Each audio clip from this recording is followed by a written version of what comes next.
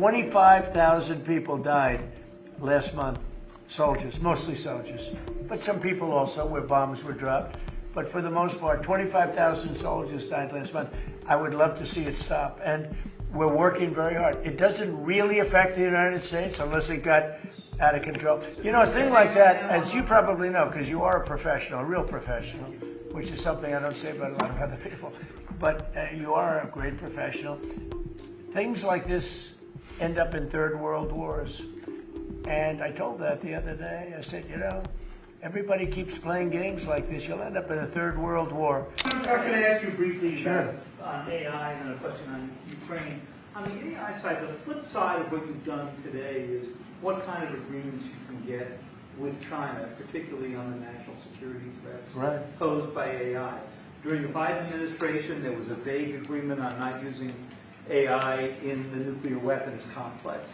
Tell us what you envision and what conversations you've had, if any, with President Xi on that topic. Well, relative to AI? Yes. I speak to him a lot about it. I speak to him a lot, actually. I have a very good relationship with him, as you know. If you had another president, you would have had a big rare earth problem, and it turned out not to be a problem. They're purchasing tremendous amounts of the soybeans and our agricultural products now.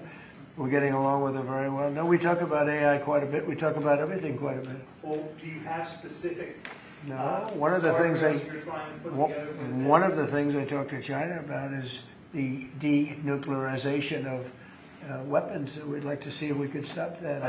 I'm talking about nuclear weapons. I've spoken to China about that. I've spoken to Russia about that. And I think it would be something that we would want to do, and they would like to do, and I think Russia would like to do. They've said they won't join you to start or a follow-on. Well, that's what they've told you, but you know what they tell you is different than what they tell you. And I'm just praying, Mr. President, just briefly, you made a commitment to the Europeans back in July, if I remember right, to participate in some kind of a peacekeeping force should there be a peace agreement. You mentioned, I think, air support, intelligence, and so forth. Does that commitment still stand? Is the U.S. ready to go contribute to It's this? called the security agreement, basically, that they call it, the Which security sounds like agreement. Yeah, we would help. We would help with security because it's, I think, a necessary factor in getting it done. I thought that we were very close with Russia to having a deal. I thought we were very close with Ukraine to having a deal. In fact, other than President Zelensky, his people loved the concept of the deal. You know, we threw something out. This is the four-part deal that you... Well, there's 4 or 5 different parts. It's, you know, a little bit complicated because you're cutting up land in a certain way. It's not the easiest thing. It's sort of like a complex real estate deal times 1,000, right? But it's a deal that would have stopped the killing of thousands of lives every month. Thousands and thousands of lives, mostly soldiers, but as you know there's some bombs being dropped. Sort of a career-length ceasefire that we don't resolve? Well, there's a meeting on Saturday. We'll see whether or not we attend the meeting. We said we'll attend the meeting if we think there's a good chance of they want me to attend. They want us to attend. And we'll be attending the meeting on Saturday in Europe if we think there's a good chance. And we don't want to waste a lot of time. We think it's negative. We want it to get settled. We want to save a lot of lives. As you know, in the past we spent could be $350 billion given it to Ukraine. You know, we got nothing in return, but we gave it to Ukraine. I ended up getting rare earth in return, even though I didn't spend money. And we are now selling weapons to NATO. We're not selling it to Ukraine. We're selling weapons at full price to NATO, as you know. They distribute those weapons probably to Ukraine for the most part. They're probably doing it to others also, but we're not involved in the war other than the fact that we are involved in a negotiation because people want us there. Ukraine wants us involved very much. Europe wants us involved. I have a great relationship with the countries of Europe. As you know, I took GDP. I took what they're spending as a percentage of GDP, but it was at 2 and they weren't paying, and now it's at 5, and everybody's amazed. But that 5% is a lot of it's coming back to the United States. With that being said, I'd like to see the killing stop. 25,000 people died last month, soldiers, mostly soldiers, but some people also where bombs were dropped. But for the most part, 25,000 soldiers died last month. I would love to see it stop. And we're working very hard. It doesn't really affect the United States unless it got out of control. You know, a thing like that, as you probably know, because you are a professional, a real professional, which is something I don't say about a lot of other people, but you are a great professional. Things like this end up in third world wars.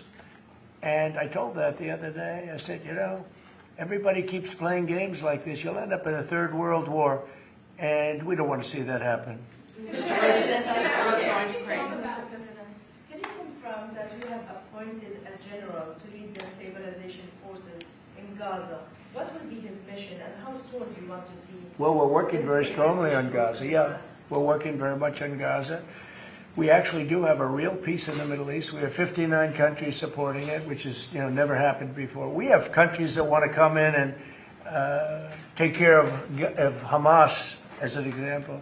We have countries that want to come in and take care of Hezbollah in Lebanon, as an example. And I say, right now, you don't have to do that. You may have to do that, but we have countries that are volunteering to come in and literally take care of the whole thing. We have a great peace in the Middle East. It's never happened before. And I think it's very strong, actually. And with Prime Minister Netanyahu, you're supposed to meet him in Lebanon. What's on that? Well, we get along with him very well. He's been a wartime prime minister, certainly. We did a big thing when we went in with this very plane right here, this beautiful plane. We went in with those B-2s, and now I can use the word because it's been confirmed by the Atomic Energy Commission, we obliterated their nuclear capability, their potential. And their nuclear capability would have been there in about 2 months. I think it looked like it was, some people say 2 weeks. I don't know if it's 2 weeks, but a very short period of time. They were very close to having massive nuclear weapons. And these guys went in and they did a job. And that made peace possible because everybody was afraid of Iran. And now they're not afraid of Iran anymore. And Iran would like to make a deal with us.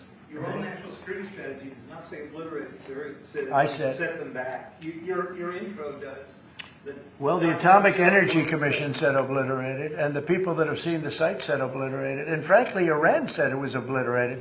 And to show you how accurate it was, and you know, I fight for the pilots because the pilots and those people went in there at great risk, and they hit every single target on every single bomb.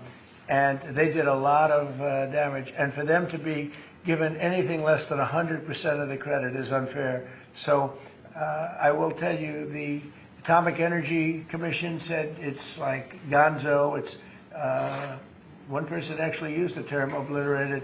But Iran actually said that they probably can never go there again. They can probably never start there again. If they ever started, they'd probably choose a new site. But regardless, we took out the Iran nuclear site with great talent. No other country could have done that. No other country has weapons like we do, but no other country could have done that. We have the best weapons in the world. We have the best military in the world. And when we took out Iran, that allowed for peace. There's no way that, and I really have great respect for the King of Saudi Arabia, for the Emir. I'm friend with UAE. These are great people. These are actually great people and great leaders. There's no way they could have done a deal if Iran was not really nullified to a large extent. Iran is not the same country. Iran was a country that was feared by everybody. Now it's a country that's been very much downgraded. I'm sure they'll try and come back, and they're very capable people.